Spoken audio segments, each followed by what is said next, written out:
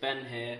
I'm going to be taking you through how to convert the Lima GWR 45XX small Prairie to DCC. So obviously we'll need the locomotive, and for the first stage we'll need a small precision flat-headed screwdriver. So the first step is to get the screws so we can take the body off to access the motor and all the wires underneath. There's 2 screws to hold the body on, one underneath the coal bunker, and then a second one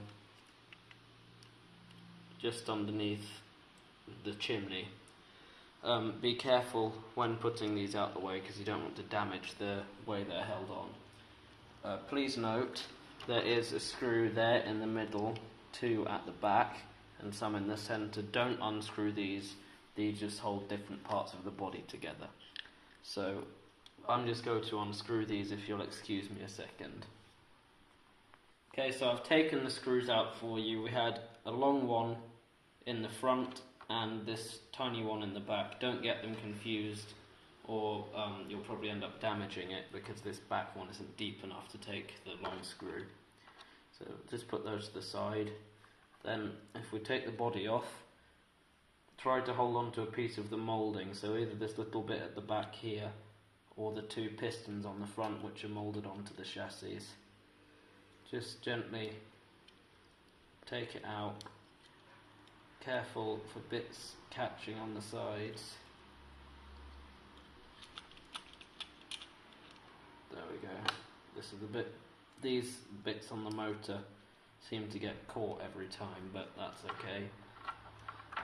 So the body's off. We'll just put that to the side, and now you can see the motor here. There's this lead block which gets in the way, so if you just hold on a second and I'll take that out. Yeah, I've actually decided I'm going to show you because it took me a while to work out how to do it. There are these 2 bits here, just there and there. Basically you separate these with the other 2 fingers or something like that. Just pull the motor out, should come off. Obviously if it's still got wires attached it will only go a short distance, and then this just pulls out. So I'll put the motor back in, pretend it never came out. I'll just take you through where the wires were before I took them off. Okay, so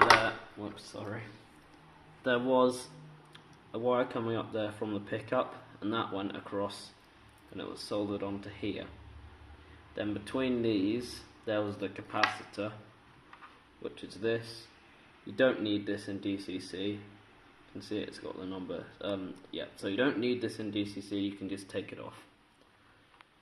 Then the other side of the capacitor went onto here, and then a wire went from there back to the other side of the pickup. I've already removed these wires, so you'll just have to imagine that they were there. I just used a pair of wire cutters where I couldn't pull it out of the solders, but most of the joints should be weak enough to pull out.